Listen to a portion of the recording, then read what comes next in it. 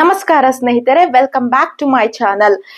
ಈ ಒಂದು ವಿಡಿಯೋದ ಮುಖ್ಯ ಉದ್ದೇಶ ಏನು ಅಂತ ಹೇಳಿದ್ರೆ, ಇವತ್ತು ನಾನು ಕಡ್ಡಾಯ ಕನ್ನಡ ವಿಷಯದ ಕುರಿತಾಗಿ ಅಂದ್ರೆ ಮಾಡೆಲ್ ಕ್ವೆಶ್ಚನ್ ಪೇಪರ್ಸ್ ಇರತ್ತಲ್ವಾ, ಓಲ್ಡ್ ಕ್ವೆಶ್ಚನ್ ಪೇಪರ್ಸ್ ಅನ್ನ ಬೇರೆ ಕ್ವೆಶ್ಚನ್ ಪೇಪರ್ಸ್ ಅನ್ನ ಸ್ವಲ್ಪ ಅನಲೈಸ್ ಮಾಡ್ಬಿಟ್ಟು ಸೊ ಅದಕ್ಕೆ ಬೇಕಾಗಿರುವಂತಹ ಪ್ರಮುಖವಾದಂತ ಕೆಲವೊಂದು ಕ್ವೆಶ್ಚನ್ ಗಳನ್ನ ನಾನು ವಿತ್ ಆನ್ಸರ್ ಜೊತೆಗೆ ಡಿಸ್ಕಸ್ ಮಾಡುವಂತ ಪ್ರಯತ್ನವನ್ನ ಮಾಡಿದ್ದೀನಿ. ಹಾಗೆ ಒಂದು ಕ್ವೆಶ್ಚನ್ ಜೊತೆಗೆ ಅದರ ಒಂದು ವ್ಯಾಕರಣಾಂಶವನ್ನು ಸಹ ಹೇಳುವಂತ ಪ್ರಯತ್ನವನ್ನ ಮಾಡಿದ್ದೀನಿ. ಈ ಒಂದು ವಿಡಿಯೋ ನಿಮಗೆ ಇಷ್ಟ ಆಗತ್ತೆ ಮತ್ತೆ ಉಪಯೋಗ ಆಗತ್ತೆ ಅಂತ ಹೇಳ್ಬಿಟ್ಟು ಭಾವಿಸಿದೀನಿ. ನೀವೇನಾದ್ರೂ ಹೊಸಬರಾಗಿದ್ರೆ ನನ್ನ ಚಾನೆಲ್ಗೆ ಪ್ಲೀಸ್ ನನ್ನ ಚಾನೆಲ್ ಅನ್ನ ಸಬ್ಸ್ಕ್ರೈಬ್ ಮಾಡಿ with your love and support. ಹಾಗೆ ನನ್ನ ಸಬ್ಸ್ಕ್ರೈಬರ್ ಆಗಿದ್ರೆ ನಿಮ್ಮ ಒಂದು ಪ್ರೀತಿ ಹಾಗೂ ಸಪೋರ್ಟ್ಗೆ ನಾನು ಧನ್ಯವಾದಗಳನ್ನ ಹೇಳೋದಿಕ್ಕೆ ಇಷ್ಟ ಮಾಡ್ತೀನಿ. ಹಾಗೆ ನಿಮ್ಮ ಒಂದು ಸಪೋರ್ಟ್ ಹಾಗೂ ಪ್ರೀತಿಯನ್ನ ಇದೇ ರೀತಿ ನನ್ನ ಚಾನೆಲ್ಗೆ ನೀಡಬೇಕಾಗಿ ನಾನು ಕೇಳ್ಕೊಳ್ತಾ ವಿಡಿಯೋವನ್ನ ಶುರು ಮಾಡೋಣ. ಸೊ ಫಸ್ಟ್ ಬಂದ್ಬಿಟ್ಟು ವರ್ಣಮಾಲೆಯನ್ನ ಕುರಿತಂತಹ ಒಂದು ಪ್ರಶ್ನೆ. ಈ ಪ್ರಶ್ನೆ ಮತ್ತು ಅದರ ಎಕ್ಸ್ಪ್ಲನೇಷನ್ ಅನ್ನ ನೋಡ್ತಾ ಹೋಗೋಣ. ಫಸ್ಟ್ ಕ್ವೆಶ್ಚನ್, ರು ಎಂಬ ವರ್ಣವನ್ನು ಹೊರತುಪಡಿಸಿದಾಗ ಕನ್ನಡ ವರ್ಣಗಳ ಸಂಖ್ಯೆ ಎಷ್ಟು ಅಂತ ಹೇಳ್ಕೊಂಡು, ಒಂದನೇದು 52, ಎರಡನೇದು 51, ಮೂರನೇದು 49, ನಾಲ್ಕನೇದು 50 ಅಂತ ಹೇಳ್ಕೊಂಡು, ಸರಿನಾ? ಸೊ ಇಲ್ಲಿ ಏನು ಯಾವುದು ಕರೆಕ್ಟ್ ಆದಂತ ಆನ್ಸರ್? ಎಸ್, ವೆರಿ ಗುಡ್, 49 ಸರಿಯಾದಂತಹ ಒಂದು ಆನ್ಸರ್ ಆಗಿದೆ. ನಮಗೆ ಉತ್ತರ ಗೊತ್ತಿದೆ. ಸೊ ಕೆಲವು ಸಲ ಏನು ಅಂತ ಹೇಳಿದ್ರೆ, ಈ ಒಂದು ವರ್ಣಮಾಲೆ ಎಷ್ಟು ಇದೆ ಅನ್ನುವಂತ ಒಂದು ಜಾಗದಲ್ಲಿ ಸ್ವರಗಳು ಎಷ್ಟಿದೆ ಅಂತನೋ, ಅಥವಾ ವ್ಯಂಜನಗಳು ಎಷ್ಟಿದೆ ಅಂತನೋ, ಯೋಗವಾಹಕಗಳು ಎಷ್ಟಿದೆ ಅಂತನೋ, ಅಥವಾ ನಿಮಗೆ ಕೇಳಬಹುದು ಸ್ವರಗಳು ಇದರಲ್ಲಿ ಯಾವ ಸ್ವರಗಳು, ಯಾವ್ದು ವ್ಯಂಜನಗಳು, ಈ ರೀತಿಯಾಗಿ ಕೇಳ್ತಾರೆ. ಮತ್ತೆ ಕೆಲವು ಸಲ ಅನುನಾಸಿಕಗಳು ಎಷ್ಟಿದೆ, ಈ ರೀತಿಯಾಗಿ ಕೇಳಿದಾಗ ನಮಗೆ ಏನಂತ ಹೇಳಿದ್ರೆ ಕ್ವಿಕ್ ಆಗಿ ನಾವೇನಂತ ಹೇಳಿದ್ರೆ ಆ ಒಂದು ವರ್ಣಮಾಲೆಯ ಚಾರ್ಟ್ ಇರತ್ತಲ್ಲ ನಮ್ಮ ತಲೆಯಲ್ಲಿ ನಾವು ಫಿಕ್ಸ್ ಮಾಡ್ಕೋಬೇಕಾಗತ್ತೆ. ಪರೀಕ್ಷಾ ದೃಷ್ಟಿಯಿಂದ ನೀವು ಇದರ ಒಂದು ನಾಲೆಜ್ ಅನ್ನು ತಗೊಳ್ಳುವಂತಹ ಅವಶ್ಯಕತೆ ಇದೆ, ಸರಿನಾ? ಈಗ ನೋಡಿ, ಕನ್ನಡ ವರ್ಣಮಾಲೆಯಲ್ಲಿ ಎಷ್ಟು ಅಕ್ಷರ ಇದೆ? 49 ಅಕ್ಷರ ಇದೆ, ಸರಿನಾ? ಅದರಲ್ಲಿ ಸ್ವರ ಬರುತ್ತೆ, ವ್ಯಂಜನ ಬರುತ್ತೆ, ಯೋಗವಾಹಕಗಳು ಬರುತ್ತೆ. ಇವು 3 ಬರುತ್ತೆ. ಈ ಸ್ವರಗಳು ಬಂದ್ಬಿಟ್ಟು ಎಷ್ಟು? 13 ಸ್ವರಗಳು. ವ್ಯಂಜನಗಳು ಎಷ್ಟಿದೆ? 34. ಕ ಇಂದ ಮ, ಅಲ್ಲಿಂದ ಯ ಇಂದ ಳ ವರೆಗೆ, ಇದಿಷ್ಟು ಸೇರಿದ್ರೆ 34. 25 + 9 34 ವ್ಯಂಜನಗಳು ಇದೆ. ಅದಾದ ನಂತರ ಯೋಗವಾಹಕಗಳು ಅಂತ ಹೇಳ್ಕೊಂಡು ಬರುತ್ತೆ. ಯೋಗವಾಹಕಗಳು ಎಷ್ಟು? 2 ಯೋಗವಾಹಕಗಳು ಬರುತ್ತೆ. ಇದಿಷ್ಟು 3ಅನ್ನ ನೀವು ಏನು ನಿಮ್ಮ ತಲೆಯಲ್ಲಿ ಇಟ್ಕೊಳ್ಳಿ. ಸ್ವರಗಳು ಎಷ್ಟು? ಟೋಟಲ್ ಸ್ವರಗಳು ಎಷ್ಟು ಬರುತ್ತೆ? 13. ವ್ಯಂಜನಗಳು ಎಷ್ಟು ಬರುತ್ತೆ? 34.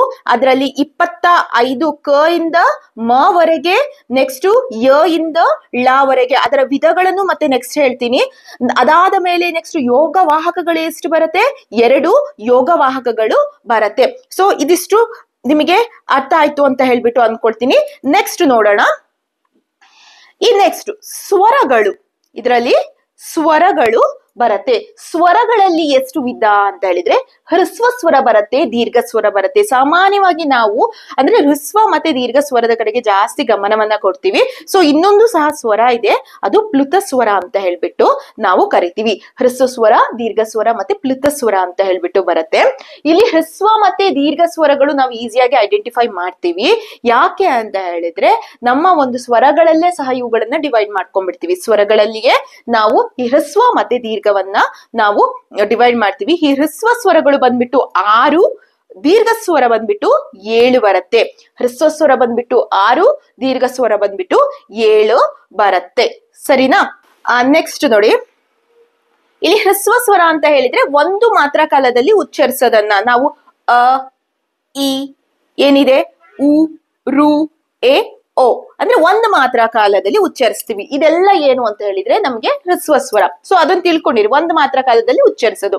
ಇನ್ ದೀರ್ಘ ಸ್ವರ ಬಂದ್ರೆ 2 ಮಾತ್ರ ಕಾಲದಲ್ಲಿ, ಅಂದ್ರೆ ಆ, ಈ, ಊ, ಎ, ಐ, ಓ, ಔ.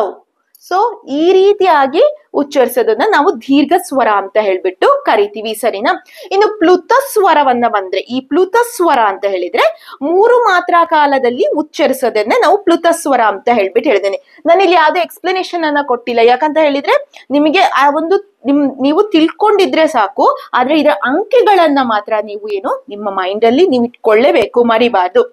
ಏನಿದು ಪ್ಲುತ ಸ್ವರ ಅಂತ ಹೇಳಿದ್ರೆ, ಕೆಲವು ಸಲ ನಾವು ಹೇಳೋದು ಹೇಳ್ತೀವಿ, ಅಕ್ಕ, ಅಮ್ಮ, ಅಣ್ಣ, ಈ ರೀತಿ ಅಂದ್ರೆ ಅದಕ್ 2 ಮಾತ್ರ ಕಾಲದಲ್ಲಿ ಉಚ್ಚರಿಸೋದಕ್ಕಿಂತ ಜಾಸ್ತಿಯಾಗಿ ನಾವು ಹೇಳುವಂತ ಒಂದು ಪ್ರಮೇಯ ಬರುತ್ತೆ. ಕೆಲವೊಂದ್ಸಲ ನಮ್ಮ ಮಾತಿನಲ್ಲಿ ನಾವು ಹೇಳ್ಬೇಕಾಗತ್ತೆ. ಅಂತಹ ಒಂದು ಇದನ್ನ ನಾವು ಪ್ಲುತ ಸ್ವರ ಅಂತೀವಿ. ಸೊ ನೀವು ಇದು ತಿಳ್ಕೊಳ್ಳಿ, ನಿಮ್ಮ ಒಂದು ನಾಲೆಡ್ಜಿಗೋಸ್ಕರ, ನಿಮ್ಮ ಒಂದು ಅಧ್ಯಯನದ ದೃಷ್ಟಿಯಿಂದ ತಿಳ್ಕೊಳ್ಳೋದ್ರಿಂದ ಏನು ಸಹ ಟೈಮ್ ಅನ್ನೋದು ವೇಸ್ಟ್ ಆಗೋದಿಲ್ಲ. ಓಕೆ, ನೆಕ್ಸ್ಟ್ ಬಂದ್ಬಿಟ್ಟು ನಮ್ಗೆ ಯಾವ್ದು ಬರುತ್ತೆ? ಯೋಗವಾಹಕಗಳನ್ನೇ ಹೇಳ್ಬಿಡ್ತೀನಿ. ನಾನು ವ್ಯಂಜನಗಳು ನೆಕ್ಸ್ಟ್ ಹೇಳ್ತೀನಿ. ಈಗ ಯೋಗವಾಹಕಗಳನ್ನ ಹೇಳ್ಬಿಡ್ತೀನಿ. ಯೋಗವಾಹಕಗಳು ಅಂತ ಹೇಳಿದ್ರೆ ಇಲ್ಲಿ ಮತ್ತೆ ಅಹ ಅಂತ ಹೇಳ್ತೀವಿ. ಈ ಯೋಗವಾಹಕಗಳಲ್ಲೂ 2 ವಿಧ, ಅನುಸ್ವಾರ, ನೆಕ್ಸ್ಟ್ ವಿಸರ್ಗ. ಅನುಸ್ವಾರ, ವಿಸರ್ಗ. ಅನುಸ್ವಾರ ಅಂದ್ರೆ ವಿಸರ್ಗ ಅಂದ್ರೆ ಅಹ. ಸೊ ನೆಕ್ಸ್ಟ್, ಸರಿನಾ? ಅದಾದ್ಮೇಲೆನೆ ಏನು ವ್ಯಂಜನಗಳು ಅಂತ ಹೇಳ್ಕೊಂಡು ಈಗ ವ್ಯಂಜನಗಳಿಗೆ ಬಂದ್ವಿ. ಈ ವ್ಯಂಜನಗಳಲ್ಲಿ ಸಹ ನಾವು 2 ವಿಧಗಳನ್ನ ನೋಡ್ತೀವಿ. ವ್ಯಂಜನಗಳಲ್ಲಿ ಎಷ್ಟು ವಿಧಗಳನ್ನ ನಾವು ನೋಡ್ತೀವಿ? 2 ವಿಧ. ಒಂದು ವರ್ಗೀಯ ವ್ಯಂಜನ, ಇನ್ನೊಂದು ಅವರ್ಗೀಯ ವ್ಯಂಜನ ಅನ್ಕೊಂಡು. ಈ ವರ್ಗೀಯ ವ್ಯಂಜನದಲ್ಲಿ ಒಟ್ಟು ಎಷ್ಟು ವಿಧ? ನಾನು ಆಲ್ರೆಡಿ ಹೇಳಿದೆ 25 + 9 ಅಂತ ಹೇಳಿದೆ. ಅಂದ್ರೆ ಇಲ್ಲಿ 25 ವರ್ಣಮಾಲೆ ಯಾವುದು? 25 ಅಕ್ಷರಗಳು ಯಾವ್ದಿದೆ ಅದು ವರ್ಗೀಯ ವ್ಯಂಜನಕ್ಕೆ ಸೇರತ್ತೆ. ಈ 9 ಅಕ್ಷರಗಳಿದೆ ಅಲ್ಲ, ಅದು ಅವರ್ಗೀಯ ವ್ಯಂಜನಕ್ಕೆ ಸೇರತ್ತೆ, ಸರಿನಾ? ಇದನ್ನ ನಾನು ಹೇಳ್ಬೇಕಂತೆಲ್ಲ. ಕ ಇಂದ ಮ ವರೆಗೆ ಏನು ಯಾವ್ದು ಬರುತ್ತೆ? ವೆರಿ ಗುಡ್, ವರ್ಗೀಯ ವ್ಯಂಜನ. ನೆಕ್ಸ್ಟ್ ಯೋ ಇಂದ ಳ ವರೆಗೆ ಯಾವ್ದು ಬರುತ್ತೆ? ಅವರ್ಗೀಯ ವ್ಯಂಜನ, ಸರಿನಾ? 25, 9 ನೆನ್ಪಿಟ್ಕೊಳ್ಳಿ, ವರ್ಗೀಯ ಅವರ್ಗೀಯ, ಸರಿನಾ? ಕೆಲವೊಂದ್ಸಲ ಹೀಗೂ ಕೇಳ್ಬೋದು, ಯಾವ್ದಾದ್ರು ಒಂದು ಅಕ್ಷರವನ್ನ ಕೊಟ್ಟು ಇದು ಯಾವ ಒಂದು ವ್ಯಂಜನಗಳ ಯಾವ ವಿಧಕ್ಕೆ ಸೇರತ್ತೆ, ಈ ರೀತಿ ಕ್ವಶನ್ ಕೇಳಬಹುದು. ಅಥವಾ ಒಂದು ಮಾತ್ರ ಕಾಲದಲ್ಲಿ ಉಚ್ಚರಿಸುವಂತಹ ಒಂದು ಅಕ್ಷರಗಳನ್ನ ಏನಂತ ಕರಿತೀವಿ, ಆ ತರ ಕೇಳ್ಬೋದು. 3 ಮಾತ್ರ ಕಾಲದಲ್ಲಿ ಉಚ್ಚರಿಸುವಂತಹ ಅಕ್ಷರವನ್ನ ನಾವು ಏನಂತ ಕರಿತೀವಿ, ಈ ರೀತಿಯಾಗಿ ನಾವು ಕ್ವೆಶ್ಚನ್ ಅನ್ನ ಕೇಳಬಹುದು. ಅಥವಾ ಇನ್ನು ಕೇಳ್ಬೋದು, ಯಾವುದು ಒಂದು ಅಕ್ಷರದ ಜೊತೆ ಒಂದು ಬಿಂದುವನ್ನ ಹೊಂದಿದ್ರೆ, ಒಂದು ಅಕ್ಷರದ ಜೊತೆಗೆ ಒಂದು ಬಿಂದುವನ್ನ ಹೊಂದಿದ್ರೆ ಅದನ್ನ ಏನಂತ ಕರೀತಾರೆ ಅಂತ, ಏನಂತ ಕರೀತಾರೆ? ಸೊ ಕಮೆಂಟ್ ಸೆಕ್ಷನ್ ಅಲ್ಲಿ ಆನ್ಸರ್ ಅನ್ನ ಮಾಡಿ, ಸರಿನಾ? ನೆಕ್ಸ್ಟ್, ಒಂದು ಅಕ್ಷರವು ಒಂದರ ಮೇಲೊಂದು 2 ಬಿಂದುಗಳನ್ನ ಹೊಂದಿದ್ರೆ, ಒಂದು ಅಕ್ಷರದ ಜೊತೆಗೆ ಒಂದರ ಮೇಲೊಂದು 2 ಬಿಂದುಗಳನ್ನ ಹೊಂದಿದ್ರೆ ಅದನ್ನ ಏನಂತ ಕರಿತೀವಿ? ನಾವು ವಿಸರ್ಗ ಅಂತ ಹೇಳ್ಬಿಟ್ಟು ಕರಿತೀವಿ. ಫಾರ್ ಎಕ್ಸಾಂಪಲ್, ದುಃಖ, ಧೂ ಅದ್ ಬರುತ್ತೆ. ಬಹುಶಃ, ಶಃ, ಅಂತಃಕರಣ, ಅಂತಃಕರಣ. ಸೊ ಇವೆಲ್ಲ ಏನು ಅಂತ ಹೇಳಿದ್ರೆ ನಮ್ಗೆ ಏನನ್ನ ತಿಳಿಸುತ್ತೆ ಇಲ್ಲಿ? ಎಸ್, ಅಂದ್ರೆ ಇದು ವಿಸರ್ಗ ಅಂತ ಹೇಳ್ಬಿಟ್ಟು ತಿಳಿಸುತ್ತೆ, ವಿಸರ್ಗ, ಸರಿನಾ? ಅಮ್ಮಹ ಮಾತ್ರ ವಿಸರ್ಗ ಅಲ್ಲ. ಅಂದ್ರೆ ಅಮ್ಮಹವನ್ನ ನಾವ್ ಏನ್ ಮಾಡ್ತೀನಿ, ಒಂದು ಬಿಂದು ಮತ್ತೆ ಒಂದರ ಮೇಲೆ ಇನ್ನೊಂದು ಬಿಂದು ಬಂದ್ರೆ ಅದನ್ನ ವಿಸರ್ಗವನ್ನ, ಒಂದು ಬಿಂದು ಬಂದ್ರೆ ಅದನ್ನ ನಾವು ಅನುಸ್ವಾರ ಅಂತ ಹೇಳ್ತೀವಿ. ಈ ಒಂದು ಬಿಂದುಗಳ ಜೊತೆ ಹಿಂದೆ ನಾವು ಯಾವ ಅಕ್ಷರವನ್ನ ಬೇಕಾದ್ರೂ ನಾವು ಸೇರಿಸಬಹುದು. ನಾನು ಹೇಳುವಂತಹ ಫ್ಲೋ ನಲ್ಲಿ ಕೆಲವೊಂದ್ಸಲ ಏನಾಗ್ಬೋದು, ಸ್ವಲ್ಪ ಮಿಸ್ಟೇಕ್ಸ್ ಗಳು ಆಗಬಹುದು. ಸೊ ಆ ಒಂದು ಮಿಸ್ಟೇಕ್ಸ್ ಗಳನ್ನ ಏನಾದ್ರೂ ಇದ್ರೆ ಸೊ ಕಮೆಂಟ್ ಸೆಕ್ಷನ್ ಅಲ್ಲಿ ತಿಳಿಸಿಬಿಡಿ. ಸೊ ಇದರಿಂದ ಇದರಿಂದ ಏನಾಗತ್ತೆ ಅಂತ ಹೇಳಿದ್ರೆ ಇನ್ನೊಬ್ರಿಗೂ ಸಹ ಒಂದು ಹೆಲ್ಪ್ ಆಗತ್ತೆ. ಹಾಗೆಯೇ ನೀವು ನಿಮ್ಗೆ ವಿಡಿಯೋ ಏನಾದ್ರೂ ಇಷ್ಟ ಆಗ್ತಾ ಇದ್ರೆ ಲೈಕ್ ಅನ್ನ ಮಾಡಿ. ಸೊ ಇದ್ರಿಂದ ನನಗೆ ಏನಾಗತ್ತೆ ಅಂತ ಹೇಳಿದ್ರೆ ಮೋಟಿವೇಶನ್ ಅನ್ನೋದು ಸಿಗತ್ತೆ. ಓಕೆನಾ? ನೆಕ್ಸ್ಟ್ ವ್ಯಂಜನಗಳ ವಿಧಗಳನ್ನ ನೋಡಿದ್ವಿ, ಸರಿನಾ? ಅದಾದ್ಮೇಲೆ ಸರಿನಾ, ಈ ವರ್ಗೀಯ ವ್ಯಂಜನದಲ್ಲೂ ನಾವು ಸಹ ವಿಧಗಳನ್ನ ನೋಡ್ತೀವಿ. ವರ್ಗೀಯ ವ್ಯಂಜನದಲ್ಲೂ ಸಹ ನಾವು ವಿಧಗಳನ್ನ ನೋಡ್ತೀವಿ. ಅದರಲ್ಲಿ ಅಲ್ಪಪ್ರಾಣ ಬರುತ್ತೆ, ಮಹಾಪ್ರಾಣ ಬರುತ್ತೆ, ಮತ್ತೆ ಅನುನಾಸಿಕಗಳು ಅಂತ ಹೇಳ್ಕೊಂಡು ಬರುತ್ತೆ. ಇದನ್ನೂ ಸಹ ನೀವು ಗಮನದಲ್ಲಿ ಇಟ್ಕೊಳ್ಳಿ, ಸರಿನಾ? ಇದನ್ನೂ ಸಹ ಗಮನದಲ್ಲಿ ಇಟ್ಕೊಳ್ಳಿ. ನೋಡಿ, ಅಲ್ಪ ಪ್ರಾಣಗಳು ಎಷ್ಟು ಬರುತ್ತೆ? 10. ಮತ್ತೆ ಮಹಾಪ್ರಾಣಗಳು 10 ಬರುತ್ತೆ. ನೆಕ್ಸ್ಟ್ ಅನುನಾಸಿಕಗಳು 5 ಬರುತ್ತೆ. ಅಂದ್ರೆ ಇಲ್ಲಿ ನಿಮಗೆ ಗೊತ್ತಾಗಿರ್ಬೋದಲ್ಲ, ಕ, ಈಗ ಕ ಖ ಘ ಘ ಞ. ಸೊ ನಾನು ಈಗ ಹೇಳುವಾಗನೇ ನಿಮಗೆ ಗೊತ್ತಿದೆ ಕ ಅಲ್ಪ ಪ್ರಾಣ ಅಂದ್ರೆ ಕಡಿಮೆ ಉಸಿರಿನಿಂದ ನಾವು ಉಚ್ಚರಿಸ್ತಾ ಇದೀವಿ ಕ. ಸರಿನಾ? ಖ ಇದಕ್ಕೆ ನಾವು ಹೆಚ್ಚು ಉಸಿರನ್ನ ತಗೊಂಡು ನಾವು ಏನ್ ಮಾಡ್ತಿದೀವಿ, ಅದನ್ನ ಉಚ್ಚರಿಸುವಂತಹ ವ್ಯಂಜನ ಅಕ್ಷರ. ಸರಿನಾ? ತಿಳ್ಕೊಳ್ಳಿ. ಹೆಚ್ಚು ಅಕ್ಷರವನ್ನ ಅಂದ್ರೆ ಸಾರಿ ಹೆಚ್ಚು ಅಂದ್ರೆ ಹೆಚ್ಚು ಉಸಿರನ್ನ ತಗೊಂಡ್ಬಿಟ್ಟು ನಾವು ಏನ್ ಮಾಡ್ತಾ ಇದೀವಿ ಅಂತ ಹೇಳಿದ್ರೆ ಆ ಒಂದು ಅಕ್ಷರವನ್ನ ಉಚ್ಚರಿಸ್ತಾ ಇದ್ವಿ, ವ್ಯಂಜನ ಅಕ್ಷರವನ್ನ ಉಚ್ಚರಿಸ್ತಾ ಇದೀವಿ. ಸರಿನಾ? ಇದರಲ್ಲಿ ಏನು ನೆಕ್ಸ್ಟ್ ಏನು ಗ ಘ ಞ.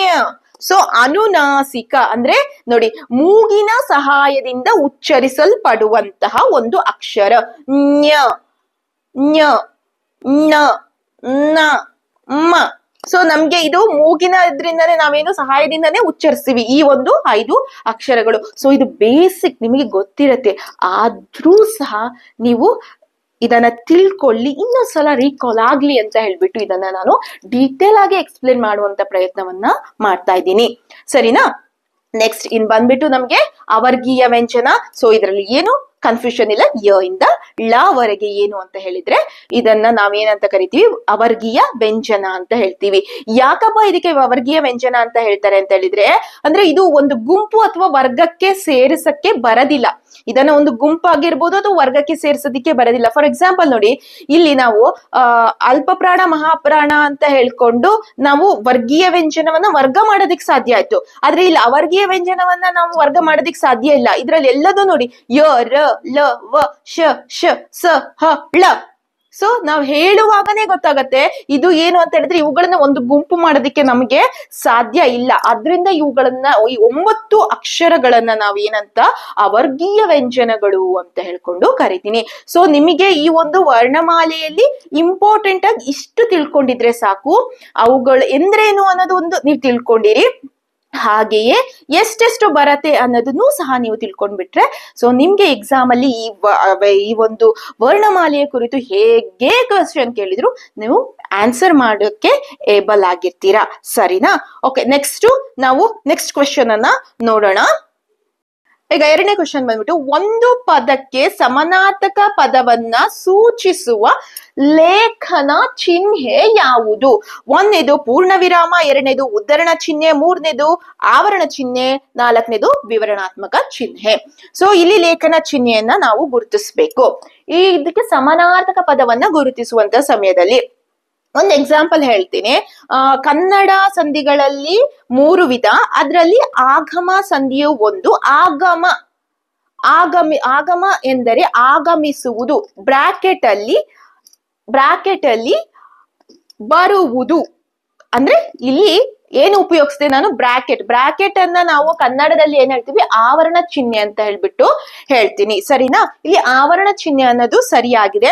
ನಿಮಗೆ ಗೊತ್ತಿರುವ ಹಾಗೆ ನಾನು ಇಲ್ಲಿ ಎಕ್ಸ್ಪ್ಲನೇಷನ್ ಅನ್ನ ಮಾಡ್ತಾ ಹೋಗ್ತೀನಿ ಚಿಹ್ನೆಗಳನ್ನ. ಅಂದ್ರೆ ಲೇಖನ ಚಿಹ್ನೆ ಯಾಕೆ ಉಪಯೋಗ ಆಗುತ್ತೆ ಅಂದ್ರೆ ನಾವು ಭಾಷೆಯನ್ನು ಮಾತನಾಡುವಾಗ ನಮ್ಮ ಭಾವನೆಗಳನ್ನ ನಾವು ವ್ಯಕ್ತಪಡಿಸ್ತೀವಿ. ಒಂದು ಭಾಷೆಯ ಒಂದು ವೇರಿಯೇಷನ್, ಏನು ಏರಿಳಿತ ಅಂತ ಏನ್ ಹೇಳ್ತೀವಿ ನಾವು, ಭಾಷೆಯ ವೇರಿಯೇಷನ್ ಅಲ್ಲಿ ನಮ್ಮ ಎಲ್ಲಾ ಭಾವನೆಗಳನ್ನ ತಿಳಿಸ್ತೀವಿ. ಅದೇ ಒಂದು ಬರವಣಿಗೆಯಲ್ಲಿ ನಮ್ಮ ಭಾವನೆಗಳನ್ನ ಹೇಗೆ ತಿಳಿಸ್ಬೇಕು, ಆ ಒಂದು ಬರವಣಿಗೆಯ ಭಾವವನ್ನ ಹೇಗೆ ತಿಳಿಸ್ಬೇಕು ಅನ್ನುವಂಥದ್ದು ಈ ಒಂದು ಲೇಖನ ಚಿಹ್ನೆಯನ್ನು ಬಳಸುವುದರ ಮೂಲಕ ನಾವು ಅದನ್ನ ಗೊತ್ತು ಮಾಡ್ಕೊಡ್ತೀವಿ. ಓದುವಾಗ ನಮಗೆ ಅದು ಅರ್ಥ ಆಗತ್ತೆ. ಅದಕ್ಕೋಸ್ಕರ ನಮಗೆ ಈ ಲೇಖನ ಚಿಹ್ನೆ ಅನ್ನೋದು ಬೇಕು. ಇಷ್ಟು ಅರ್ಥ ಮಾಡ್ಕೊಂಡ್ರೆ ಸಾಕು. ಸರಿನಾ? ಫಾರ್ ಎಕ್ಸಾಂಪಲ್ ಒಂದನೇದು ಏನು, ಇದರಲ್ಲಿ ಕೆಲವೊಂದು ವಿಧಗಳು ಸಹ ಇದೆ. ಯಾವ್ದ್ಯಾವ್ದಂತ ನೋಡ್ಕೊಂತ ಹೋಗ್ಬಿಡೋಣ. ಫಸ್ಟ್ನೇ ನೋಡಿ ಪೂರ್ಣ ವಿರಾಮ, ನೆಕ್ಸ್ಟ್ನೇದು ಅಲ್ಪ ವಿರಾಮ, ನೆಕ್ಸ್ಟ್ನೇದು ಅರ್ಧ ವಿರಾಮ, ನೆಕ್ಸ್ಟ್ನೇದು ಪ್ರಶ್ನಾ ಸೂಚಕ, ವಿಸ್ಮಯ ಬೋಧಕ ಚಿಹ್ನೆ, ಉದ್ಧರಣ ಚಿಹ್ನೆ, ವಿಶೇಷಕ, ಆವರಣ ಚಿಹ್ನೆ, ವಿವರಣಾತ್ಮಕ ಚಿಹ್ನೆ, ಅಧಿಕ ಚಿಹ್ನೆ, ಸಮ ಚಿಹ್ನೆ ಅಂತ ಹೇಳ್ಕೊಂಡು ಇಲ್ಲಿ ಬರತ್ತೆ. ಸೊ ನಾನು ಬೇಗ ಕ್ವಿಕ್ ಆಗಿ ಹೇಳ್ತಾ ಹೋಗ್ತೀನಿ. ಸೊ ಇದ್ರ ಎಕ್ಸ್ಪ್ಲನೇಷನ್ ಕ್ವಿಕ್ ಆಗಿ ಹೇಳ್ತಾ ಹೋಗ್ಬಿಡ್ತೀನಿ, ಜಾಸ್ತಿ ಯಾವ್ದನ್ನು ಲ್ಯಾಗ್ ಮಾಡಲ್ಲ. ಅಂದ್ರೆ ನಿಮ್ಗೆ ಇಂಪಾರ್ಟೆಂಟ್ ಆಗಿರೋದು ಇದು ಏನಕ್ಕೆ ಬರತ್ತೆ ಬೇಡ, ಇದು ಯಾವ ಚಿಹ್ನೆ ಅಂತ ಗೊತ್ತಾಗ್ಬಿಟ್ರೆ ನೀವು ಅದನ್ನ ಕ್ವಿಕ್ ಆಗಿ ಹಿಡಿತೀರಾ. ನೋಡಿ ಪೂರ್ಣ ವಿರಾಮ ಗೊತ್ತು, ಇಲ್ಲಿ full stop. Okay, full stop ಗೊತ್ತಲ್ವಾ, ವಾಕ್ಯ ಎಂಡ್ ಆದ ಕೂಡಲೇ ನಾವು ಏನು ಈ ಒಂದು ಫುಲ್ ಸ್ಟಾಪ್ ಅನ್ನ ಇಡ್ತೀವಿ. ಅದಾದ್ಮೇಲೆ ಇಲ್ಲಿ ಎರಡನೇದು ಬಂದ್ಬಿಟ್ಟು ಅಲ್ಪ ವಿರಾಮ ಬರುತ್ತೆ. ಅಲ್ಪ ವಿರಾಮ ಅಂದ್ರೆ ಕೋಮಾ ಅಂತ ಏನ್ ಹೇಳ್ತೀವಿ, ಅಲ್ಪ ವಿರಾಮ ಅಂತ ಬರುತ್ತೆ. ಎಕ್ಸಾಂಪಲ್ ಕೊಡ್ತೀನಿ ನೋಡು, ಅವಳು ಸ್ಪಷ್ಟವಾಗಿಯೂ ಸ್ಫುಟವಾಗಿಯೂ ಹಾಡುತ್ತಾಳೆ. ಅವಳು ಸ್ಪಷ್ಟವಾಗಿಯೂ ಅಲ್ಪ ವಿರಾಮ ಸ್ಫುಟವಾಗಿಯೂ ಹಾಡುತ್ತಾಳೆ. ಸರಿನಾ? ಅದಾದ್ಮೇಲೆ ಮೂರನೇದು ನೆಕ್ಸ್ಟ್ ಅರ್ಧ ವಿರಾಮ, ಸೆಮಿಕೋಲನ್ ಅಂತ ಹೇಳ್ತೀವಿ. ಅಂದ್ರೆ ಇಲ್ಲಿ ಸೆಮಿಕೋಲನ್ ಅಂತ ಹೇಳಿದ್ರೆ ಇಲ್ಲಿ ಅಧೀನ ವಾಕ್ಯಕ್ಕೆ ಏನು ಅಂತ ಹೇಳಿದ್ರೆ ಇನ್ನೊಂದು ಪ್ರಧಾನ ವಾಕ್ಯಕ್ಕೆ ಇನ್ನೊಂದು ಅಧೀನ ವಾಕ್ಯವನ್ನ ನಾವು ಹೇಳುವಂತ ಸಮಯದಲ್ಲಿ ಇದನ್ನ ಬಳಸ್ತೀವಿ. ಇಲ್ಲಿ ನಾನೆಷ್ಟು ಆ ದಡ್ಡನಿಗೆ ತಿಳಿ ಹೇಳಿದೆ, ಇಲ್ಲಿ ಏನಂತ ಹೇಳಿದ್ರೆ ತಿಳಿ ಹೇಳಿದೆ, ಆದ್ರೆ ಅವನು ಅರ್ಥ ಮಾಡಿಕೊಳ್ಳಲಿಲ್ಲ. ಇಲ್ಲಿ ಒಂದೇ ಸೆಂಟೆನ್ಸ್ ಹೇಳಿದ್ರೆ ಅಲ್ಲಿ ಅರ್ಥ ಆಗಲ್ಲ. ಆ ದಡ್ಡನಿಗೆ ನಾನು ಎಷ್ಟು ಹೇಳಿದೆ. ಸೊ ಇಲ್ಲಿ ಏನ್ ಬರುತ್ತೆ ಅಂತ ಹೇಳಿದ್ರೆ ಅರ್ಧ ವಿರಾಮ ಬರುತ್ತೆ, ಸೆಮಿಕೋಲನ್ ಬರುತ್ತೆ, ಆದ್ರೆ ಅವನು ಅರ್ಥ ಮಾಡ್ಕೊಂಡಿಲ್ಲ. ಸೊ ಈ ಒಂದು ಸಮಯದಲ್ಲಿ ನಮಗೆ ಈ ಒಂದು ಏನು ಸೆಮಿಕೋಲನ್ ಅನ್ನ ಅಂದ್ರೆ ಬಳಸ್ತೀವಿ, ಅರ್ಧ ವಿರಾಮವನ್ನ ಬಳಸ್ತೀನಿ. ಪ್ರಶ್ನಾಸೂಚಕ ಚಿಹ್ನೆ, ಕ್ವಶನ್ ಮಾರ್ಕ್ ಗೊತ್ತಿದೆ. ಇದು ಒಂದು ಪ್ರಶ್ನೆಯನ್ನ ಕೇಳುವಂತ ಸಮಯದಲ್ಲಿ ಅದರ ಎಂಡ್ ಅಲ್ಲಿ ನಾವು ಇದನ್ನ ಬಳಸ್ತೀವಿ. ಇದಕ್ಕೆ ತುಂಬಾ ನಿಮ್ಗೆ ಏನು ಎತ್ತ ಹೇಗೆ ಬೇಡ, ರಾಮ ಎಲ್ಲಿಗೆ ಹೋಗಿದ್ದ, ಎಲ್ಲಿಂದ ಬರುತ್ತಿರುವೆ. ಸೊ ಈ ರೀತಿಯಾದಂತ ಕ್ವೆಶ್ಚನ್ಗಳು. ಅದಾದ ನಂತರದಲ್ಲಿ ನೆಕ್ಸ್ಟ್ ಬಂದ್ಬಿಟ್ಟು ಉದ್ಧರಣ ಚಿಹ್ನೆ ಅಂತ ಹೇಳ್ಕೊಂಡು ಬರುತ್ತೆ. ಉದ್ಧರಣ ಚಿಹ್ನೆ ಅಂತ ಹೇಳಿದ್ರೆ ನೋಡಿ, ಇಲ್ಲಿ ಯಾರದಾದ್ರೂ ಒಂದು ಸ್ಟೇಟ್ಮೆಂಟ್ ಅನ್ನ ನಾವು ಹೇಳ್ತಾ ಇದ್ದೀವಿ, ಯಾರಾದ್ರೂ ಹೇಳಿರುವಂತಹ ಒಂದು ವಾಕ್ಯವನ್ನ ನಾವು ಹೇಳುವಂತ ಬರವಣಿಗೆಯಲ್ಲಿ ನಾವು ತಿಳಿಸ್ಕೊಡ್ತಾ ಇದ್ದೀವಿ. ನಾವು ಈಗ ಹೇಳುವಾಗ ಗಾಂಧೀಜಿಯವರು ಮಾಡು ಇಲ್ಲವೇ ಮಡಿ ಅಂತ ಹೇಳ್ಬಿಟ್ಟು ಘೋಷಣೆಯನ್ನ ಅಂದ್ರೆ ಹೇಳಿದ್ರು. ಸ್ವತಂತ್ರ ಸಂಗ್ರಾಮ ಸಮಯದಲ್ಲಿ ಗಾಂಧೀಜಿಯವರು ಈ ಒಂದು ವಾಕ್ಯವನ್ನ ಹೇಳಿದ್ರು ಅಂತ ಬಾಯಲ್ಲಿ ಹೇಳ್ತೀವಿ. ಆದ್ರೆ ಬರವಣಿಗೆಯಲ್ಲಿ ಹೇಳುವಾಗ ಮಾಡು ಇಲ್ಲವೇ ಮಡಿ ಗಾಂಧೀಜಿಯವರು ಹೇಳಿದ್ದಾರೆ ಅಂತ ಹೇಳಿದ್ರೆ ಅದು ಸ್ಪಷ್ಟ ಆಗತ್ತಾ? ಇಲ್ಲ. ಸೊ ನಾವು ಮಾಡು ಇಲ್ಲವೇ ಮಡಿ. ಸೊ ಇಲ್ಲಿ ಇದನ್ನ ಹಾಕಿದ್ವಿ, ಇಲ್ಲಿ ಉದ್ಧರಣ ಚಿಹ್ನೆಯನ್ನ ಹಾಕೊಂಡಾಗ ಈ ಒಂದು ಉದ್ಧರಣ ಚಿಹ್ನೆಯನ್ನ ಹಾಕಿದಾಗ ನಮಗೆ ಏನು ಅಂತ ಹೇಳಿದ್ರೆ ಇಲ್ಲಿ ಸರಿಯಾದಂತ ಒಂದು ಅರ್ಥವನ್ನ ಕೊಡತ್ತೆ. ನೆಕ್ಸ್ಟ್ ವಿಶೇಷಕ ಚಿಹ್ನೆ ಅಂತ ಹೇಳ್ಕೊಂಡು ಬರುತ್ತೆ. ವಿಶೇಷಕ ಚಿಹ್ನೆ ಅಂತ ಹೇಳಿದ್ರೆ ಇಲ್ಲಿ ನಾನು ಎಂಬುದ ಬಿಡದ ಹೊರತು ಅಹಂಕಾರ ಅಳಿಯದು. ಇಲ್ಲಿ ನಾವು ವಿಶೇಷವಾಗಿ ಒಂದು ವಿಷಯವನ್ನ ಹೇಳ್ತಾ ಇದೀವಿ. ಇಲ್ಲಿ ಸ್ಟೇಟ್ಮೆಂಟ್ ಅಲ್ಲ, ಏನೋ ಒಂದು ಮಾತನ್ನ ಹೇಳ್ತಾ ಇದೀವಿ, ನಾವೇನೋ ಒಂದು ವಿಷಯವನ್ನ ಹೇಳ್ತಾ ಇದೀವಿ. ಇಲ್ಲಿ ನಾನು ಅನ್ನೋದು ಏನಾಗುತ್ತೆ, ವಿಶೇಷ ಅಂದ್ರೆ ನಾನು ಎಂಬುದನ್ನ ಬಿಡದೆ ಇಲ್ಲಿ ಅಹಂಕಾರ ಅನ್ನೋದು ಬಿಡಲ್ಲ ಅನ್ನುವಂತ ಸಮಯದಲ್ಲಿ ಈ ವಿಶೇಷಕವನ್ನ ಉಪಯೋಗಿಸ್ತೀವಿ. ನೆಕ್ಸ್ಟ್ ಆವರಣ. ಇಲ್ಲಿ ಆವರಣ ಅಂದ್ರೆ ಬ್ರಾಕೆಟ್. ನಾನು ಈಗಾಗ್ಲೇ ಹೇಳ್ದೆ ಅಲ್ವಾ, ಏನಕ್ಕೆ ಉಪಯೋಗಿಸ್ತೀವಿ, ಏನಾದ್ರೂ ಒಂದನ್ನ ಹೇಳುವಂತ ಸಮಯದಲ್ಲಿ ಅಂದ್ರೆ ನಾವೊಂದು ಎಕ್ಸ್ಪ್ಲೇನ್ ಅನ್ನ ಹೇಳ್ತಾ ಇದೀವಿ, ಎಕ್ಸ್ಪ್ಲನೇಷನ್ ಅನ್ನ ನೀಡ್ತಾ ಇದ್ವಿ, ಏನೋ ಒಂದು ವಾಕ್ಯಕ್ಕೆ ಎಂದರೇನು ಅಂತ ಹೇಳ್ಬಿಟ್ಟು ಹೇಳ್ತಾ ಇದ್ವಿ. ಇಲ್ಲಿ ವರ್ಣಮಾಲೆ ಎಂದರೇನು, ಇಲ್ಲಿ ವರ್ಣ ಎಂದರೆ ಬ್ರಾಕೆಟ್ ಅಲ್ಲಿ ನಾವೇನ್ ಮಾಡ್ತೀವಿ, ಅಕ್ಷರ. ಈ ರೀತಿಯಾಗಿ ಹೇಳುವಂತಹ ಸಮಯದಲ್ಲಿ ಏನೋ ಎಕ್ಸ್ಪ್ಲನೇಷನ್ ಅನ್ನ ನೀಡುವಂತ ಸಮಯದಲ್ಲಿ ಆ ಒಂದು ಪದಕ್ಕೆ ನಾವೇನ್ ಮಾಡ್ಬೇಕಾಗಿದೆ, ಅರ್ಥವನ್ನ ಹೇಳ್ಬೇಕು. ಇಲ್ಲಿ ಅರ್ಥವನ್ನ ಹೇಳ್ಬೇಕಾದ್ರೆ ನಾವು ಈಕ್ವಲ್ ಅನ್ನ ಏನು ಸಮಾನಾರ್ಥಕ ಚಿಹ್ನೆ ಇದೆ ಅಲ್ಲ, ಈಕ್ವಲ್ ಬರತ್ತಲ್ಲ, ಅದನ್ನ ಬರೆಯುವಂತ ಅಂದ್ರೆ ವಾಕ್ಯವನ್ನ ಬರೆಯುವಂತ ಸಮಯದಲ್ಲಿ ಈಕ್ವಲ್ ಅನ್ನ ಹೇಳೋದಿಕ್ಕಾಗೋದಿಲ್ಲ. ಆದ್ರೆ ಎಕ್ಸ್ಪ್ಲನೇಷನ್ ಇದರಲ್ಲಿ ಮಿಡಲ್ ನಾವು ಹೇಳುವಾಗ ಆ ಒಂದು ಪದಕ್ಕೆ ನಾವು ಒಂದು ಮೀನಿಂಗ್ ಅನ್ನ ಅಂದ್ರೆ ಅರ್ಥವನ್ನ ಹೇಳ್ಬೇಕು. ಆವಾಗ ನಾವು ಈ ಬ್ರಾಕೆಟ್ ಅನ್ನ ಬಳಸ್ತೀವಿ, ಉದ್ಧರಣ ಚಿಹ್ನೆಯನ್ನ ಬಳಸ್ತೀನಿ. ನೆಕ್ಸ್ಟ್ ಅಧಿಕ ಚಿಹ್ನೆ, ಏನು ಪ್ಲಸ್ ಅಂತ ಏನ್ ಹೇಳ್ತೀವಿ, ಅಡಿಷನಲ್ ಮಾರ್ಕ್ ಅಂತ ಏನ್ ಹೇಳ್ತೀವಿ, ಅದು ಏನು ಅಂತ ಹೇಳಿದ್ರೆ ಅಧಿಕ ಚಿಹ್ನೆ ಅಂತ ಬರುತ್ತೆ. ರಾಮ ಪ್ಲಸ್ ಇಂದ ಇಸ್ಕೊಳ್ಳ ರಾಮನಿಂದ, ಅಂದ್ರೆ ಈಗ ಸಂಧಿ ಆಗುವಾಗ ನಾವು ಬಿಡಿಸುವಾಗ ಅಥವಾ ಅಕ್ಷರಗಳನ್ನ ಬಿಡಿಸುವಂತ ಸಮಯದಲ್ಲಿ ನಾವು ಏನು ಪದಗಳನ್ನ ಬಿಡಿಸುವಂತ ಸಮಯದಲ್ಲಿ ಅಥವಾ ಅಕ್ಷರಗಳನ್ನ ಬಿಡಿಸುವಂತ ಸಮಯದಲ್ಲಿ ಸೊ ನಾವ್ ಇದನ್ನ ಉಪಯೋಗಿಸ್ತೀವಿ. ಇನ್ನು ಎಕ್ಸಾಂಪಲ್ ತಗೊಂಡ್ರೆ ನೋಡಿ, ಖ ಇದನ್ನ ಬಿಡಿಸಿದ್ರೆ ಕ ಪ್ಲಸ್ ಅ ಈಕ್ವಲ್ಸ್ ಏನು ಕ, ಕ ಪ್ಲಸ್ ಅ ಕ, ಈ ರೀತಿ. Okay, 2 plus 3 equals 5. ಈ ತರ ಹೇಳುವಂತ ಸಮಯದಲ್ಲಿ ಏನಾಗತ್ತೆ ಅಂತ ಹೇಳಿದ್ರೆ ಇವುಗಳನ್ನ ಬಳಸ್ತೀವಿ. ಇನ್ನು ಸಮ ಚಿಹ್ನೆ, ಈಗ ಆಲ್ರೆಡಿ ನಾನು ಹೇಳಿದ್ದೀನಿ, ಏನು ಸಮಾನಾರ್ಥಕ ಪದ ಅಂದ್ರೆ ನಭ, ಆಕಾಶ, ಈಗ ನೆಕ್ಸ್ಟ್ ಭೂಮಿ, ಧರಿತ್ರಿ, ಈ ರೀತಿಯಾಗಿ ಹೇಳುವಂತ ಸಮಯದಲ್ಲಿ ಇಲ್ಲಿ ನಾವು ಇದನ್ನ ಬಳಸ್ತೀನಿ. ಈ ಸಮಾನಾರ್ಥಕ ಚಿಹ್ನೆಗೂ ಆಮೇಲೆ ನೀವೊಂದು ಸಮಾನಾರ್ಥಕ ಚಿಹ್ನೆಗೂ ಆವರಣ ಚಿಹ್ನೆಗೂ ವ್ಯತ್ಯಾಸ ಗೊತ್ತಾಯ್ತಲ್ವಾ? ವಾಕ್ಯವನ್ನ ಬರೆಯುವಂತ ಸಮಯದಲ್ಲಿ ನಾವು ಬ್ರಾಕೆಟ್ ಅನ್ನ ಉಪಯೋಗಿಸ್ತೀವಿ. ಡೈರೆಕ್ಟ್ ಪದವಾದ ಒಂದು ಡೈರೆಕ್ಟ್ ಆಗಿ ನಾವು ಹೇಳುವಂತ ಸಮಯದಲ್ಲಿ ನಾವು ಇದು ಈಕ್ವಲ್ಸ್ ಅನ್ನ ಬಳಸ್ತೀವಿ. ಫ್ರೆಂಡ್ಸ್, ಏನಾದ್ರೂ ತುಂಬಾ ಫಾಸ್ಟ್ ಆಗಿ ನಾನು ಹೇಳ್ತಾ ಇದ್ದೀನಿ ಅಂತಾದ್ರೆ ಪ್ಲೀಸ್ ಅದನ್ನ ನನಗೆ ತಿಳಿಸಿ, ನಾನು ಅದನ್ನ ಸ್ವಲ್ಪ ಸ್ಲೋ ಆಗಿ ಹೇಳುವಂತ ಪ್ರಯತ್ನವನ್ನ ಮಾಡ್ತೀನಿ. ಅಂದ್ರೆ ಇಲ್ಲಿ ನಿಮ್ಗೆ ಅರ್ಥವನ್ನ ಮಾಡ್ಕೊಳ್ಳಿ ಸಾಕು ಅಷ್ಟೇ. ನಾನು ಅದಕ್ಕೆ ಡೀಟೇಲ್ ಆಗಿ ಹೇಳಿಲ್ಲ, ಡೀಟೇಲ್ ಆಗಿ ಯಾವ್ದನ್ನ ಹೇಳಿಲ್ಲ. ಅಂದ್ರೆ ಇಲ್ಲಿ ಎಷ್ಟು ಅಗತ್ಯ ಇದೆ ಅಷ್ಟನ್ನ ಮಾತ್ರ ಹೇಳುವಂತ ಪ್ರಯತ್ನವನ್ನ ಮಾಡಿದ್ದೀನಿ. ಓಕೆನಾ? ನೆಕ್ಸ್ಟ್ ಕ್ವಶನ್ ನೋಡೋಣ. ಇಸವಾಸ ಪದದ ಗ್ರಾಂಥಿಕ ರೂಪ ಯಾವುದು? ಓಕೆ, ಅಂದ್ರೆ ಈ ಒಂದು ಇಸವಾಸ ಎನ್ನುವಂತ ಗ್ರಾಂಥಿಕ ಪದ ಅಂದ್ರೆ ನಾವು ಕೆಲವೊಂದ್ಸಲ ಆಡು ಭಾಷೆಯನ್ನ ಮಾತಾಡದೆ ಬೇರೆ, ಬರವಣಿಗೆ ನಮ್ಮ ಗ್ರಂಥದಲ್ಲಿ ಪುಸ್ತಕದಲ್ಲಿ ಇರುವಂತಹ ಭಾಷೆಯೇ ಬೇರೆ. ಅಂದ್ರೆ ಭಾಷೆ ಅಂದ್ಕೂಡ್ಲೆ ಬೇರೆ ಭಾಷೆ ಅಲ್ಲ, ಕನ್ನಡನೇ ನಾವು ಬಳಸುವಂತದ್ದು ಬೇರೆ ಆಗಿರುತ್ತೆ.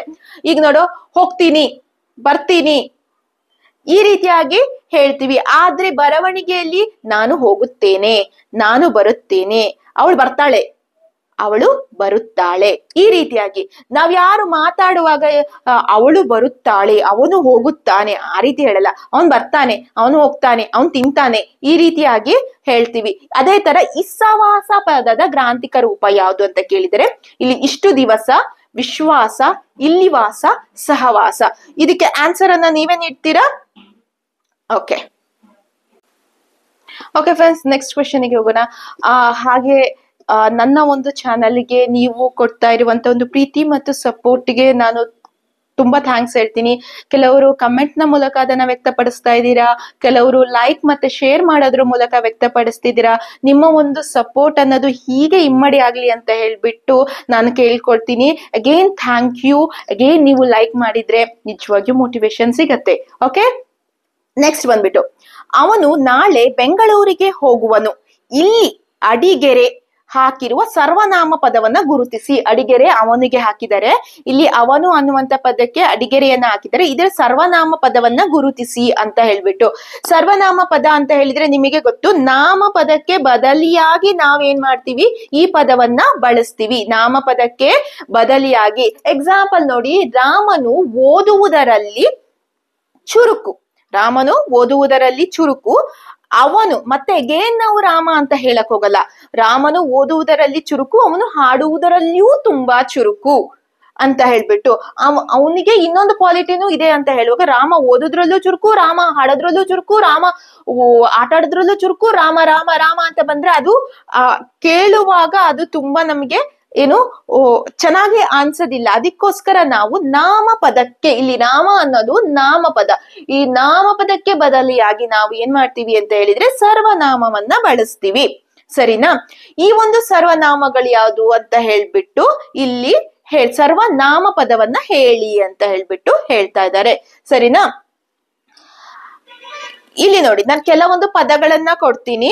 ಇಲ್ಲಿ ಏನು, ಮೋತಿ ನಮ್ಮ ಮುದ್ದು ನಾಯಿ, ಅದು ನಮ್ಮ ಮನೆ ಕಾಯುತ್ತದೆ. ಸರಿನಾ?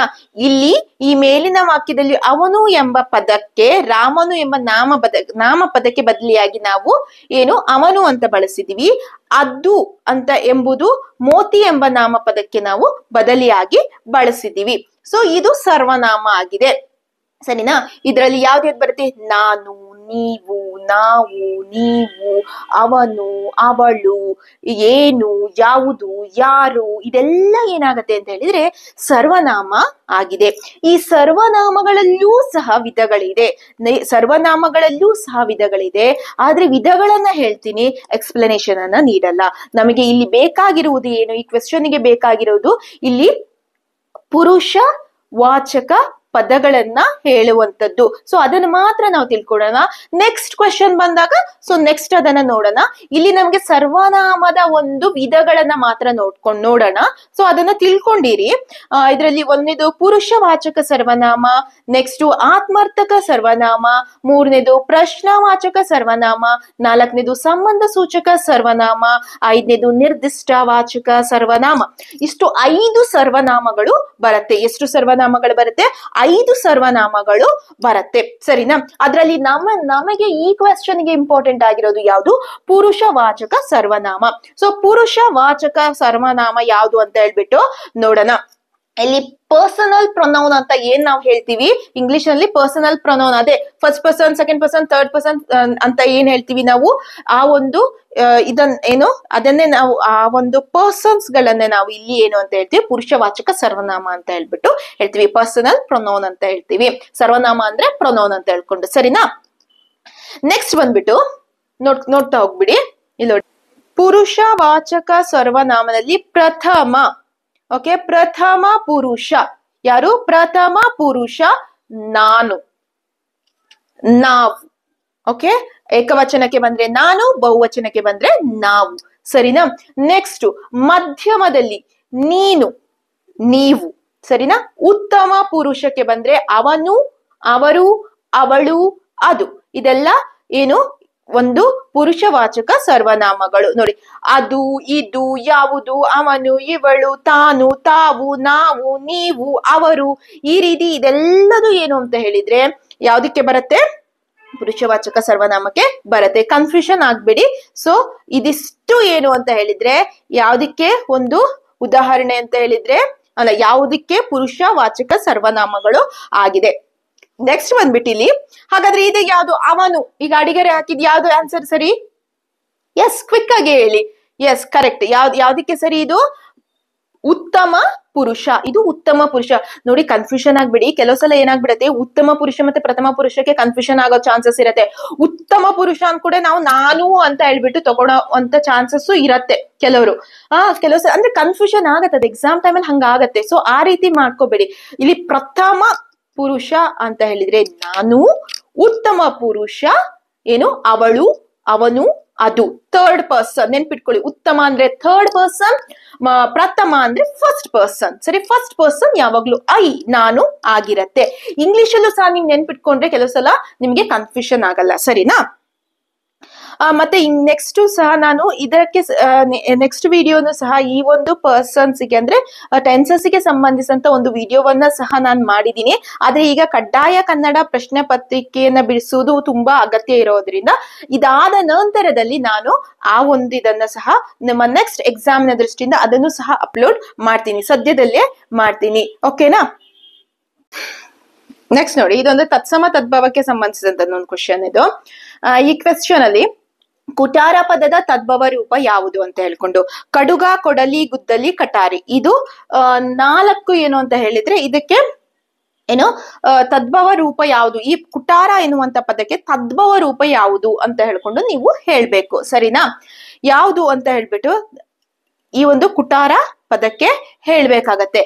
ಇಲ್ಲಿ ನೋಡಿ, ನಮಗೆ ತತ್ಸಮ ಅಂತ ಹೇಳಿದ್ರೆ ಏನು ಅಂದ್ರೆ ಕನ್ನಡ ಭಾಷೆಯ ಬಳಕೆಯಾಗುತ್ತಿರುವ ಪದದಲ್ಲಿ ಯಾವ ಪದಗಳು ಸಂಸ್ಕೃತದಿಂದ ನೇರವಾಗಿ ಕನ್ನಡಕ್ಕೆ ಬಂದಿರತ್ತೆ ಅವುಗಳನ್ನ ನಾವು ಏನಂತ ಹೇಳ್ತೀವಿ, ತತ್ಸಮ ಅಂತ ಹೇಳ್ಬಿಟ್ಟು ಕರಿತೀವಿ. ಇನ್ನು ತದ್ಭವ ಅಂದ್ರೆ ಕನ್ನಡ ಭಾಷೆಗೆ ಬಳಕೆಯಾಗುವ ಸಮಯದಲ್ಲಿ ಸಂಸ್ಕೃತದಿಂದ ಬಂದಿದ್ರು ಸಹ ಅದರಲ್ಲಿ ಅಲ್ಪ ಸ್ವಲ್ಪ ಬದಲಾವಣೆಗಳನ್ನ ನಾವೇನ್ ಮಾಡ್ಕೊಂತೀವಿ ಅಂತ ಹೇಳಿದ್ರೆ ಮಾಡ್ಕೊಳ್ತೀವಿ.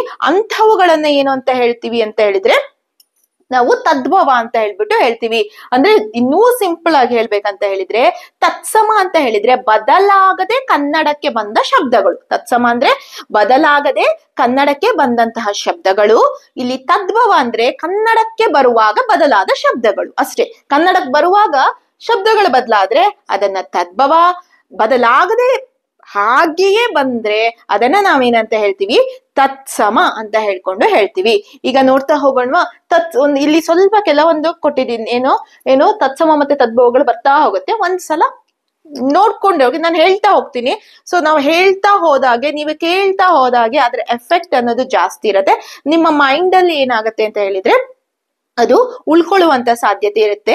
ಸೊ ನೆಕ್ಸ್ಟ್ ನೋಡ್ಕೊಂತ ಹೋಗೋಣ. ತತ್ಸಮ ತದ್ಭವ. ಪರ್ವ ಅಂದ್ರೆ ಹಬ್ಬ, ಸ್ವರ್ಗ, ಸಗ್ಗ. ಸೊ ಸ್ಕ್ರೀನ್ ಮೇಲೆ ಬರ್ತಾ ಇದೆ ನೋಡಿ. ನೆಕ್ಸ್ಟ್ ಘೋಷಣೆ, ಗೋಸನೆ, ಶಿರಿ, ಸಿರಿ, ಮತ್ಸರ, ಮಚ್ಚರ, ವರ್ಷ, ವರುಷ, ಶುಂಠಿ, ಸುಂಟಿ, ಅಕ್ಷರ, ಅಕ್ಕರ, ಕಾವ್ಯ, ಕಬ್ಬ, ಯುಗ, ಜುಗ, ಶರ್ಕರ, ಸಕ್ಕರೆ, ಕಲಮ, ಕಳವೆ, ಅಬ್ದಿ, ಅಬುದಿ, ಪ್ರಸಾದ, ಹಸಾದ, ದಾತೃ, ದಾತಾರ, ನೆಕ್ಸ್ಟ್ ಅಗ್ನಿ, ಅಗ್ಗಿ, ಓಕೆ, ಶೂನ್ಯ, ಸೊನ್ನೆ, ಚಂಪಕ, ಸಂಪಿಗೆ, ಶಂಕ, ಸಂಕು, ಉದ್ಯೋಗ, ಉಜ್ಜುಗ, ಧಾನ್ಯ, ಜಾನ, ದಾರಿ, ಬಟ್ಟೆ, ಪಟ್ಟಣ, ಪತ್ತನ, ವೀರ, ಬೀರ, ಜಟ, ಜಡೆ, ಪರವಶ, ಫಲವಸ, ಶೇಷ, ಸೇಸೆ, ಯಶಸ್, ಯಶಸ್ಸು, ಭಂಗ, ಬನ್ನ, ಸರಸ್ವತಿ, ಸರಸ್ವತಿ, ಮೂರ್ತಿ, ಮೂರುತಿ, ಸ್ತಂಭ, ಕಂಬ, ಮೂಗ, ಮೂಕ, ಯಜ್ಞ, ಜನ್ನ, ವಂದ್ಯ, ಬಂಜೆ, ಸೌದೆ, ಸವದೆ. ಸೊ ಇದಿಷ್ಟು ಏನು ತತ್ಸಮ ತದ್ಭವ. ಏನಾದ್ರೂ ಇದರಲ್ಲಿ ಅದಕ್ಕೆ ಏನಾದ್ರೂ ಸ್ವಲ್ಪ ಮಿಸ್ಟೇಕ್ಸ್ ಆಗಿದ್ರೆ ಪ್ಲೀಸ್ ನೀವು ತಿಳಿಸಿ ಕಮೆಂಟ್ ಸೆಕ್ಷನ್ ಅಲ್ಲಿ, ನೀವು ದಯವಿಟ್ಟು ತಿಳಿಸಿ. ನೆಕ್ಸ್ಟ್ ಕ್ವೆಶ್ಚನ್ ಬಂದ್ಬಿಟ್ಟು, ಈಗ ನೋಡಿ ಕೆಲವೊಂದು ಕ್ವೆಶ್ಚನ್ಗಳು ಈಗಾಗಲೇ ನಿಮಗೆ ಇದ್ರ ಆನ್ಸರ್ ಗೊತ್ತಿದೆ, ಗೊತ್ತಿರಬಹುದು, ಗೊತ್ತಿದೆ ಅಂತಾನೆ ಅನ್ಕೊಳ್ತೀನಿ. ಯಾಕಂದ್ರೆ ನಿಮ್ಮ ಒಂದು ಸ್ಟಡೀಸ್ ಆ ರೀತಿ ವೇಗವಾಗಿ ಈಗ ಸಾಗ್ತಾ ಇದೆ ಅನ್ನೋದು ಸಹ ಗೊತ್ತಾಗ್ತಾ ಇದೆ. ನೀವ್ ಇದನ್ನೆಲ್ಲ ರೆಫರ್ ಮಾಡಿರ್ಬೋದು, ನಿಮಗೆ ಗೊತ್ತಿರ್ಬೋದು, ಆದ್ರೂ ಸಹ ಒಂದ್ಸಲ ನಾನು ಹೇಳ್ತೀನಿ. ಅದೊಂದು ರೀಕಾಲ್ ತರನೂ ಆಗತ್ತೆ, ನಿಮ್ಗೆ ಒಂದು ರಿವೈಸ್ ಮಾಡ್ದಂಗ ಆಗತ್ತೆ, ಆಯ್ತಾ. ನೆಕ್ಸ್ಟ್ ಇದರಲ್ಲಿ ಫಸ್ಟ್ನೇದ್ ಬಂದ್ಬಿಟ್ಟು ಯೂನಿವರ್ಸಿಟಿಯ ಕನ್ನಡ ರೂಪ ಯಾವುದು? ಕಾಲೇಜು, ಶಾಲೆ, ಕೇಂದ್ರೀಯ ವಿದ್ಯಾಲಯ, ನೆಕ್ಸ್ಟ್ ವಿಶ್ವವಿದ್ಯಾಲಯ. ಎಸ್ ಕರೆಕ್ಟ್, ವಿಶ್ವವಿದ್ಯಾಲಯ. ನೆಕ್ಸ್ಟ್ ಅಕ್ಕಿ ಮೇಲೆ ಆಸೆ, ನೆಂಟರ ಮೇಲೆ ಪ್ರೀತಿ, ಈ ಗಾದೆ ಮಾತಿನ ಅರ್ಥವೇನು? ಈ ತರ ಒಂದು ಕ್ವೆಶ್ಚನ್ ಇದ್ದೇ ಇರತ್ತೆ. ಒಂದು ಗಾದೆ ಮಾತನ್ನ ಕೊಟ್ಟಿರ್ತಾರೆ, ಈ ಗಾದೆ ಮಾತಿನ ಒಳ ಅರ್ಥವನ್ನ ಕೇಳ್ತಾರೆ. ಇದರ ಅರ್ಥ ಏನು ಅಂತ ಹೇಳ್ಬಿಟ್ಟು ಸಹ ಕೇಳ್ತಾರೆ. ಒಂದೇದು ಜಿಪುಣತನ, ಅತಿಯಾದ ಪ್ರೀತಿ, ಮಹಾ ಉದಾರಿ, ಸರಿಯಾದ ಹಂಚಿಕೆ. ಇದರಲ್ಲಿ ಯಾವುದು? ಅಕ್ಕಿ ಮೇಲೇನೂ ಆಸೆ ಉಂಟು, ನೆಂಟರ ಮೇಲೇನೂ ಪ್ರೀತಿ ಉಂಟು. ಇಲ್ಲಿ ನಮ್ಗೇನು ಅಂತ ಹೇಳಿದ್ರೆ ಇಬ್ರನ್ನು ಬಿಟ್ಕೊಡಕ್ ಆಗ್ತಾ ಇಲ್ಲ, ಇಬ್ರನ್ನು ಬಿಟ್ಕೊಡಕ್ಕೆ ಆಗ್ತಾ ಇಲ್ಲ ಅನ್ನುವಂತಹ ಗಾದೆ ಮಾತಿನಂತಹ ಒಂದು ಗಾದೆ ಮಾತಿನ ಅರ್ಥ. ಸೊ ನೀವೇ ಇದನ್ನ ಅನಲೈಸ್ ಮಾಡಿ ಇದಕ್ಕೆ ಆನ್ಸರ್ ಮಾಡುವಂತ ಪ್ರಯತ್ನವನ್ನ ಮಾಡ್ತೀರಾ? ಓಕೆ, ನೆಕ್ಸ್ಟ್ ಕ್ವೆಶ್ಚನ್ಗೆ ಹೋಗೋಣ. ನೋಡಿ, ಕಡ್ಡಾಯ ಕನ್ನಡ ಅಂದ್ರೆ ಬೇರೆ ಹಳೆ ಒಂದು ಕ್ವೆಶ್ಚನ್ ಪೇಪರ್ಗಳು ಆಗಿರ್ಬೋದು, ಅಥವಾ ಕನ್ನಡದ ಎಕ್ಸಾಮ್ಗಳನ್ನ ನಾವು ತಗೊಂಡಾಗ, ನಾವು ಬರ್ದಿರುವಂತ ಜನರಲ್ ಕನ್ನಡಗಳಿರ್ಬೋದು, ಯಾವುದೇ ಎಕ್ಸಾಮ್ಗೆ ಬರ್ದಾಗ ಸಾಮಾನ್ಯವಾಗಿ ಕನ್ನಡ ಅನ್ನೋದು ನಮ್ಗೆ ಈಸಿ ಆಗೇ ಇರತ್ತೆ. ನನ್ನ ಪ್ರಕಾರ ಖಂಡಿತವಾಗಿಯೂ ಯಾರೆಲ್ಲ VAO ಎಕ್ಸಾಮಿಗೆ ನೀವು ಹಾಕಿದಿರ, ನಿಮ್ ಎಲ್ಲರೂ ಸಹ ನೀವು ಕಡ್ಡಾಯ ಕನ್ನಡ ಪರೀಕ್ಷೆಯಲ್ಲಿ ಖಂಡಿತವಾಗಿಯೂ ಪಾಸ್ ಆಗ್ತೀರಾ ಅಂತ ಹೇಳ್ಬಿಟ್ಟು ಹೇಳ್ತೀನಿ. ನೋಡಿ, ಖಂಡಿತವಾಗಿಯೂ ಪಾಸ್ ಆಗ್ತೀರಾ. ಕ್ವೆಶ್ಚನ್ಗಳು ಈಸಿನೇ ಇರತ್ತೆ, ಆದ್ರೆ ನೀವು ಯಾವುದೇ ರೀತಿಯ ಗೊಂದಲಗಳನ್ನ ಮಾಡದೆ ಆನ್ಸರ್ ಅನ್ನ ಮಾಡುವಂತ ಪ್ರಯತ್ನವನ್ನ ಮಾಡಿ. ಓಕೆನಾ? ನೆಕ್ಸ್ಟ್ ಬಂದ್ಬಿಟ್ಟು ಹೊಳೆಯಲ್ಲಿ ಹುಣಸೆ ಹಣ್ಣು ತೊಳೆ, ಈ ಪದಕ್ಕೆ ಸಮಾನಾರ್ಥಕ ರೂಪ ಯಾವುದು ಅಂತ ಹೇಳ್ಬಿಟ್ಟು.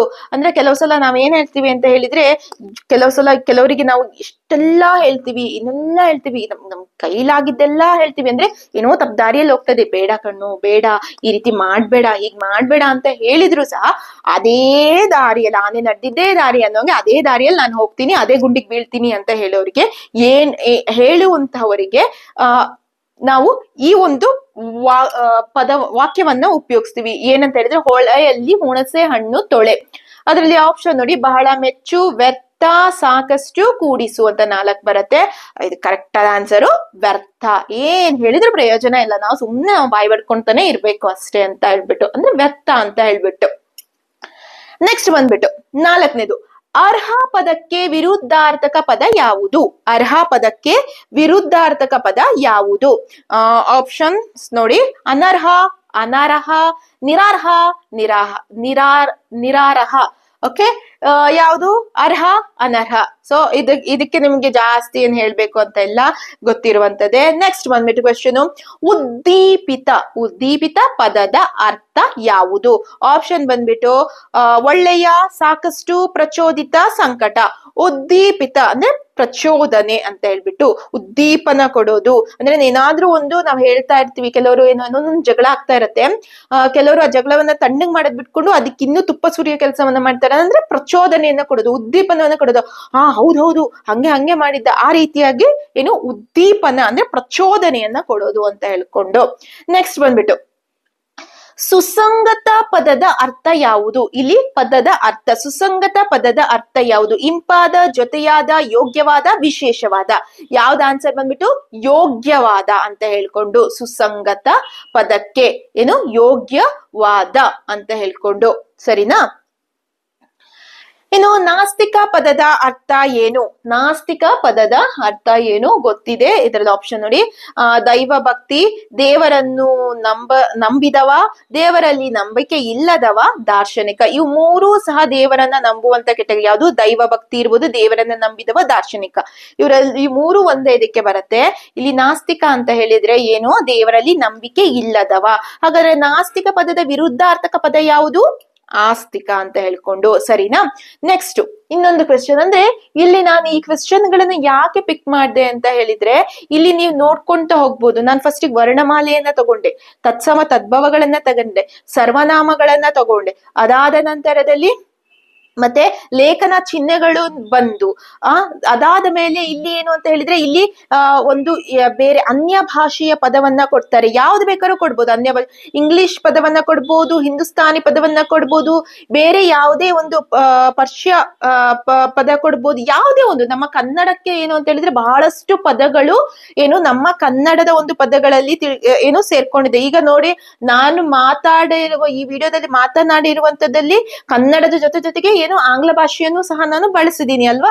ಹಂಗಿರುವಾಗ ಇಲ್ಲಿ ಏನು ಅಂತ ಹೇಳಿದ್ರೆ, ಅಂದ್ರೆ ನಮ್ಮ ಕನ್ನಡದ ಒಂದು ಚಂದನೆ ಅದು. ಅಂದ್ರೆ ನಮ್ಮ ಕನ್ನಡ ಜೊತೆಗೆ ನಾವು ಅನ್ಯ ಭಾಷೆಯ ಪದಗಳನ್ನು ಸಹ ನಾವು ಸೇರಿಸ್ಕೊಂಡಿದೀವಿ. ಆ ಒಂದು ಪದಗಳ ಬಗ್ಗೆ ಕೇಳ್ತಾರೆ. ಅದಾದ್ಮೇಲೆ ಗಾದೆ ಮಾತಿನ ಬಗ್ಗೆ ಬರುತ್ತೆ. ಅದಾದ್ಮೇಲೆ ಕೆಲವೊಂದ್ಸಲ ಏನು ಅಂತ ಹೇಳಿದ್ರೆ ಆ ಗಾದೆ ಮಾತುಗಳ ಅರ್ಥವನ್ನು ಕೇಳ್ತಾರೆ, ಒಳ ಅರ್ಥವನ್ನು ಕೇಳ್ತಾರೆ. ಅದಾದ್ಮೇಲೆ ವಿರುದ್ಧಾರ್ಥಕ ಪದ, ಸಮಾನಾರ್ಥಕ ಪದ, ತತ್ಸಮ ತದ್ಭವ, ವಿಭಕ್ತಿ ಪ್ರತ್ಯಯಗಳನ್ನ ಕೇಳ್ತಾರೆ. ಸಂಧಿಗಳು ಬರುತ್ತೆ, ಸಮಾಸಗಳು ಬರುತ್ತೆ, ತದ್ದಿತಾಂತಗಳು ಬರುತ್ತೆ, ಕೃತಾಂತಗಳು ಬರುತ್ತೆ, ನಾಮಪದಗಳು ಬರುತ್ತೆ, ಈಗ ಸರ್ವನಾಮಗಳು ಬರುತ್ತೆ. ಈ ರೀತಿ ಹೀಗೆ ಒಂದೊಂದಾಗಿನೇ ನಾನು ಕ್ವಶನ್ ಅನ್ನು ತಗೊಂಡು ಒಂದೊಂದಾಗಿನೇ ಬಿಡಿಸುವಂತ ಒಂದು ಪ್ರಯತ್ನವನ್ನ ಮಾಡಿದ್ದೀನಿ. ನಾನು ಇಲ್ಲಿ ಯಾವುದೇ ರೀತಿ ಮ್ಯಾರಥಾನ್ ಅನ್ನ ಮಾಡ್ಕೊಂತ ಹೋಗಿಲ್ಲ, ಗಡಿಬಿಡಿಯನ್ನ ಮಾಡ್ತಾ ಹೋಗಿಲ್ಲ. ಯಾಕೆ ಅಂತ ಹೇಳಿದ್ರೆ ಕ್ವಶನ್ಗಳು ಏನು ಇದೇ ಕ್ವಶನ್ಗಳೇನ್ ಬರೋದಿಲ್ಲ, ಆದ್ರೆ ಪ್ಯಾಟರ್ನ್ ಅನ್ನೋದು ಇದೇ ತರನಾಗಿ ಇರತ್ತೆ. ಜೊತೆಗೆ ನಿಮಗೆ ಏನು ಅಂತ ಹೇಳಿದ್ರೆ ಮುಖ್ಯವಾಗಿ ಅದು ಯಾಕೆ ಅಂತ ಹೇಳ್ಬಿಟ್ಟು ಗೊತ್ತಾದಾಗ ನೀವು ಒಂದೊಂದೇ ಏನು ಆನ್ಸರ್ ಅನ್ನ ಏನ್ ಮಾಡ್ತಾ ಬರ್ತೀರಾ ಅಂತ ಹೇಳಿದ್ರೆ ಫೈಂಡ್ ಔಟ್ ಮಾಡ್ಕೊಂಡು ಕರೆಕ್ಟ್ ಆದಂತಹ ಒಂದು ಆನ್ಸರ್ ಯಾವುದು ಅಂತ ಹೇಳ್ಕೊಂಡು ನೀವು ಶೇಡ್ ಮಾಡೋದಿಕ್ಕೆ ಸಾಧ್ಯ ಆಗತ್ತೆ, ಸರಿನಾ?